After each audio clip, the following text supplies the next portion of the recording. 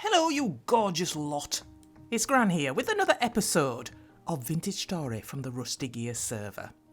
Now then, I've been wanting to divide up this large space, and I was thinking a vaulted ceiling would help me do that. I saw a picture recently sent to me by Dampus. If you remember, Dampus is one of the Better Ruins mod team. And he also sent me pictures of arch construction. So I thought I'd put the two together and see if I could come up with something that looked like a vaulted ceiling. So I started off by placing a few blocks. In this case, it was compact dirt. And I wanted to try and make a sort of a vault shape. And I thought of placing them diagonally might give me that shape. So I proceeded to make a vault, or what I thought was a vault shape, with these blocks. Once I'd finished that, it was plain to see that that was too big. I needed smaller sections. And the pillars that would hold up the vaulted ceiling, I needed those to be more ordered. So I needed to figure out where to put them. And eventually I decided lining up these pillars with the arched pillars that I showed you in my last episode would give it the order that I was after. And once I'd settled on those spaces, the next thing was to try and fit that original arch into these individual spaces. So I carried on experimenting with these packed dirt blocks and tried to make an arch on each of the sides on the outside and then on the inside. And I must say, I was getting a bit excited about the shapes that I was seeing, but also thought that it would be quite a task to chisel all these into a smooth vault. And all the way along I was thinking, is there an easier way of doing this?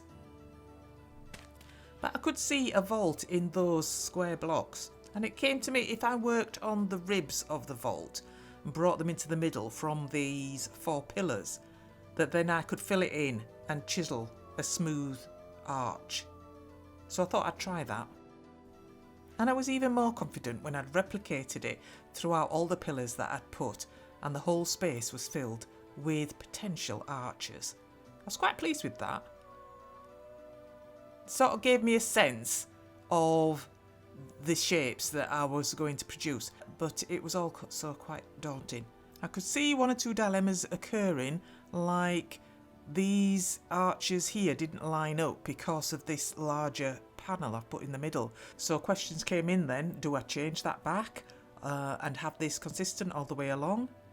I wasn't quite sure at this stage, and at the time I left it thinking I could always change it later if I needed to. I decided that I was going to use chalk for this ceiling because that would then stay consistent with the other features I'd put in the build. So off I went to gather more chalk from quite a large chalk desert that I'd been using to get all my chalk from. So past Spawn, with all the fantastic buildings that had been done there, past Shino's place and the big hole that I'd just been helping to dig. And that was for a massive mob farm. So if you want to know how that develops and an explanation of how it works, then hop on over to Shino's channel. There's a link in the description below. I found it really fascinating watching how he tested it out and how it's going to work. So over here you'll see this was the chalk desert that I used to get all my chalk. And there's a little place under a tree here that I made the entrance to the quarry that I was using.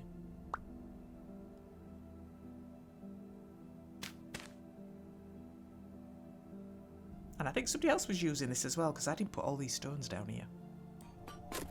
And of course I used the quarry mod for all my quarrying because it was so... I couldn't imagine playing the game without the quarry mod, to be honest. So I collected a fair bit of chalk and off I went home. So to start with, I needed to get rid of all this packed dirt and establish where my columns were going. And then I needed to make something that the vaulted ceiling was going to sit on. So at the top of these columns I needed something a bit fancy. Something like a plinth.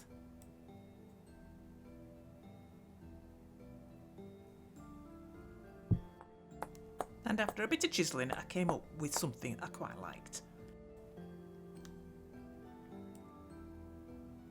And with my pantograph, it wouldn't take long before that was on each of the pillars.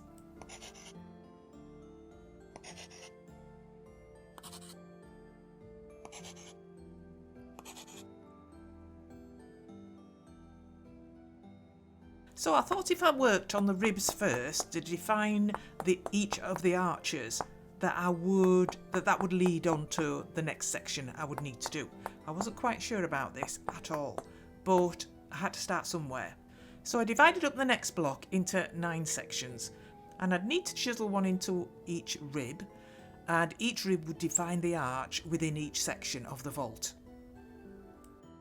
And then I decided it might be better to start the ribs from the bottom of the block instead of the top. So I got rid of the outside edges and started chiselling what I thought would make ribs. And I'd done something similar with the arched windows on the side of the mountain, so I thought I'd just follow the technique that I used for that, which was using layers and moving the layers outwards to create an arch. And it seemed as I was doing that, the arches were being created, and I could see that had the potential to work. So the next idea I had to develop it further was to do what I did on the dome, and that is to create a thin slice of each block and then chiseling an arch into those. And of course making it a thin slice of the block is quite easy. I've used this technique several times now for creating delicate patterns. I quite liked using this.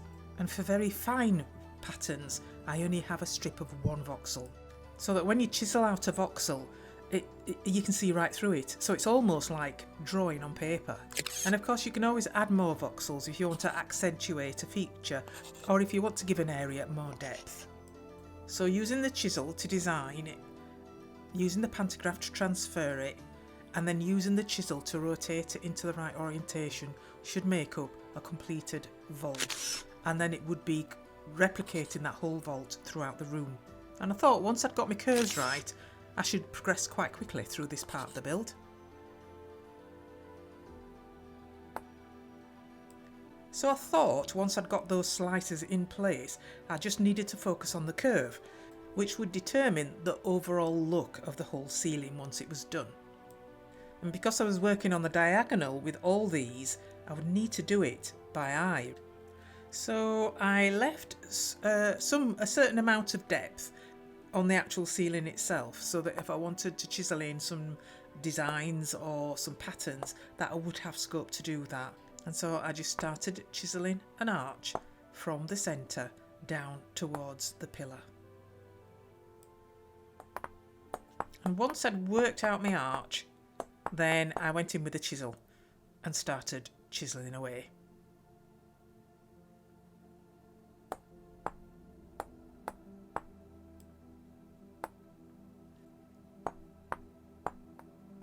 And then once I'd chiselled out a curve, I then went and refined it to make the curve as smooth as possible from the bottom right up to the top. And I could see there were areas where I would have to put in a whole block just to get a few voxels to make that smooth. Once I thought I got an arch right, I then tried to marry it up with the central part of the pillar. And I didn't feel that it was going very well, to be honest.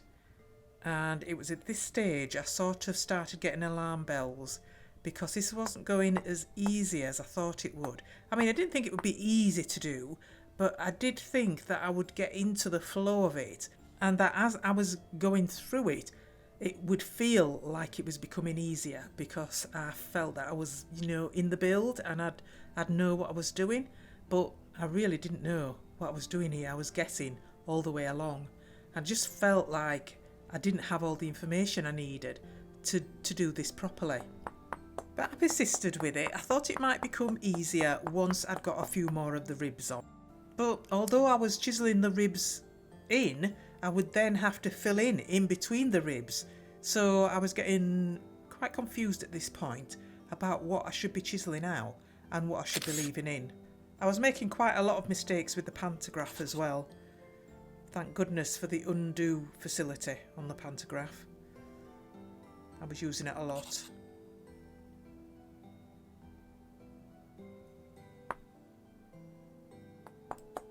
I had moments when I thought, it's not looking too bad.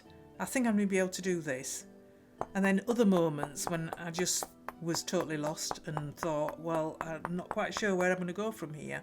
But I kept on with it because I thought it would all come clear any second. So I kept going, and as I tried to complete this first area of my vaulted ceiling, it didn't get any easier whatsoever. It got more and more complicated. A few hours later, I was managing to join up some of the pillars together. I joined them up on the diagonal and was now joining them up on the straight. And it just felt like I'd made some progress. And those areas where I just needed a whole block for just a few voxels turned out to be quite irritating. But I knew at some stage I'd be using the rest of the block to fill in the ceiling anyway. But yeah, I just needed to do it methodically so I knew where I was. It was just getting so complicated, it really, really was. I really had to concentrate.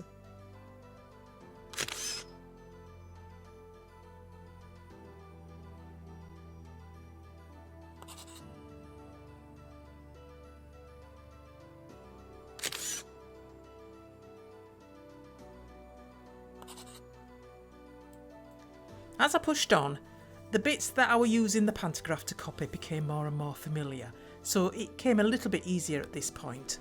And sliding over at the same height using my angel belt from one area to another really helped. I was able to copy things over without as many mistakes as I was making before. Once I'd got all the ribs from the various pillars joined up to where they needed to go, another dilemma occurred to me. And that was the shape that I'd used to open up the lower part to the upper part. It just didn't seem to fit very well at all. But I decided to worry about that later. It was time to fill in the bit between the ribs and create this vaulted ceiling.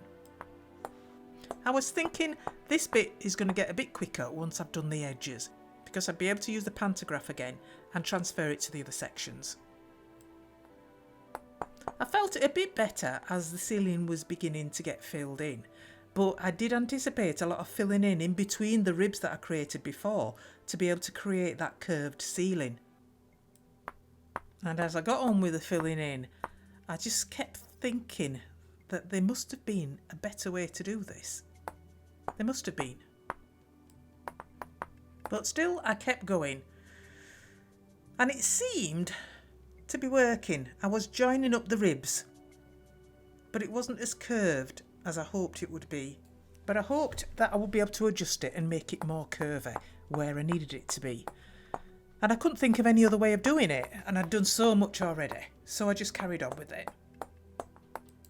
And once I'd got one side of a section done, it didn't look too bad, except for this flat bit in the middle. I did feel that this area was just not high enough for a true vault, and so I started to compromise, and I thought bringing it down into the middle bit, I could make it sort of a feature, say for hanging a lantern on. So I worked on getting an arch on the underside, in the hope that it wouldn't look too bad. And I spent quite some time trying to make it look like a vaulted ceiling, but it really wasn't that convincing. The vault part of the ceiling was the middle part, and it should be the highest part, not the bit that's coming down. So although I was doing this because I didn't really know what else to do. As I soldiered on with this design, it became apparent that there were other problems getting in the way as well. If you remember, I opened the lower floor so you could see the rafters from below. Well, the shape of that was just not conducive with this design at all. I needed to have straight edges, not diagonal ones. So I decided that that would have to go. And once I'd made the change, I was quite liking the space. It seemed to fit better. It fitted a lot better. So that was a good thing. I did have to play around a little bit for the exact size that I needed it to make the vaulted ceiling work. But by this time it wasn't really looking like a vaulted ceiling at all. It was just like a decorative ceiling really. And then, having made such a drastic change on this side of it, I felt that I wasn't doing myself justice at all by continuing with something that I really wasn't happy with. It was a lot of work, I'd spent a lot of time on it, but it just wasn't what I wanted. It really wasn't. Then I talked to Dampus. If you remember the tour we did with the Better Ruins team, Dampus was one of the builders on that team. And we had several conversations about vaulted ceilings, and he asked a friend of his who had actually done a vaulted ceiling. His name was Lowry, and he sent Dampus a diagram of how vaulted ceilings should be put together. I'd not seen this diagram anywhere, but it was exactly the thing that I needed. And I'd been doing it all wrong. And I was so excited to try this out.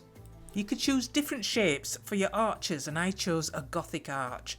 But once I'd chiselled one, it was evident that the distance between my pillars relative to the height that was available was not conducive to producing a good looking Gothic arch.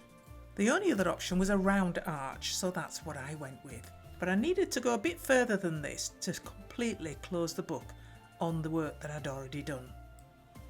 And the key to creating the vault was to make another circle at right angles to the first one and joining them both together.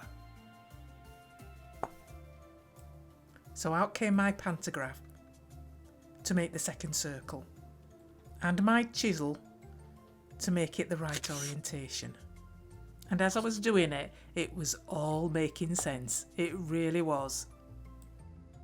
And from the inside, you could see exactly what you were supposed to do to get the vaulted ceiling shape. That was awesome. Really awesome. Just that one thing changed my whole perspective.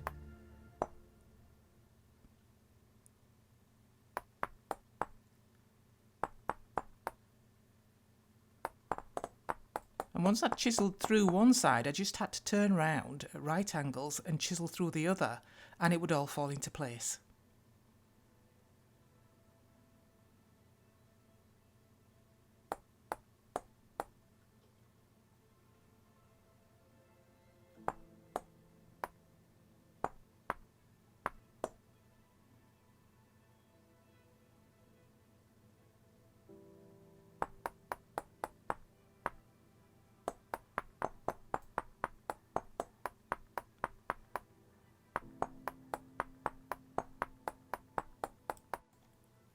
And oh my goodness, it was working. And it was so easy to do. I could not believe it. Well, it probably seemed so easy because I'd had such a hard time with what I'd done already. But this seemed just so simple. It was just so right. Oh wow. So I carried on chiselling across the top of the arch, making it come round the other side, taking that chiselled arch all the way through and joining up with another one at right angles to it.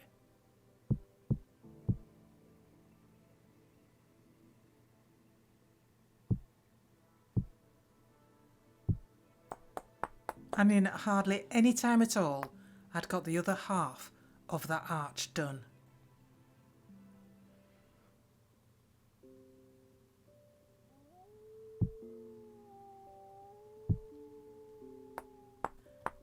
It was perfect. Absolutely perfect. I absolutely loved it. I couldn't believe it.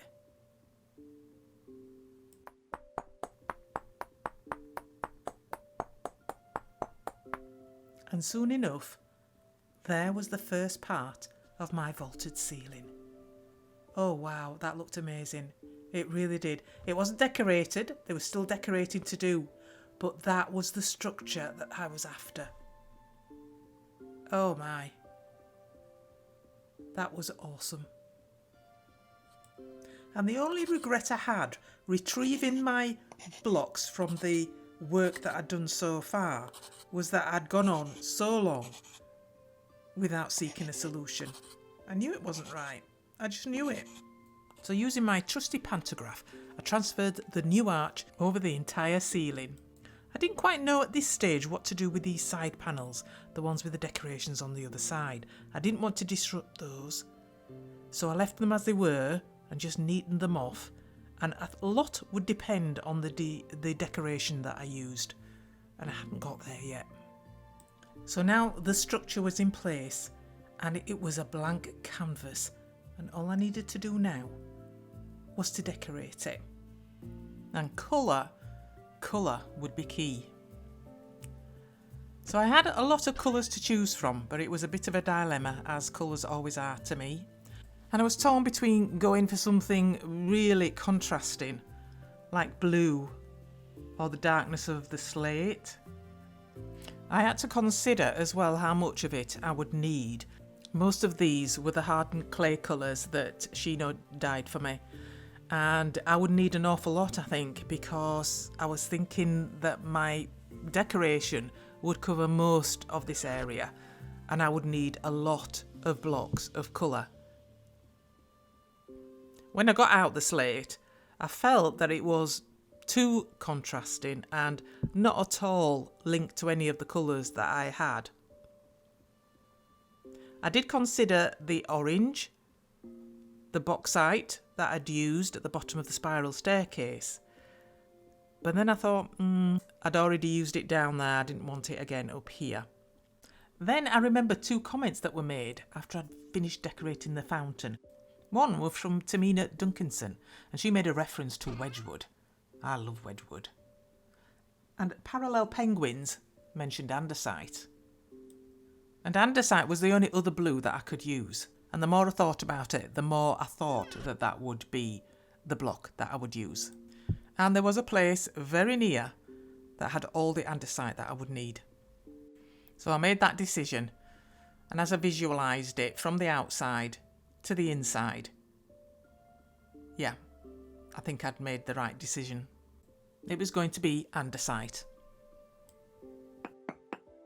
And for lighting, I thought about putting lanterns just at the crossroads within each section. For the decorations, I wanted a delicate touch, but I also wanted to create the long flowing lines you find in the decorations within Rivendell. You see them all over the place. I also found that as I went on with the decorations, I was adding andesite to nearly every block that I encountered. So using the pantograph would be it'd be a bit complicated. So I had to take my time with the decorating, and I had to do each section at a time without using the pantograph. It took quite a long time, but it was so satisfying. I just settled in and kept adding voxels and creating the design.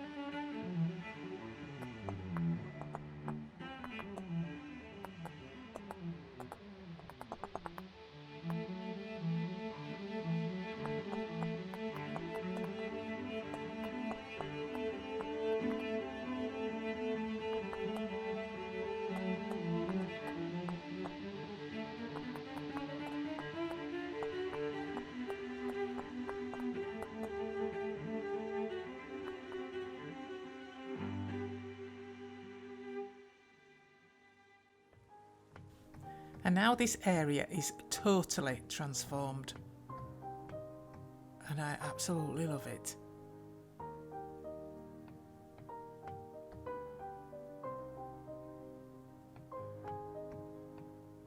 Still a lot to do though. So that's it for this episode. So I just need to say a big thank you to Dampus for discussing everything with me, to Lowry for sending me that diagram which was so key in enabling me to understand how to create a vaulted ceiling, and for Tamina for the Wedgwood reference, and Parallel Penguins for suggesting andesite. Take care everybody, and I'll see you in the next episode. Bye bye.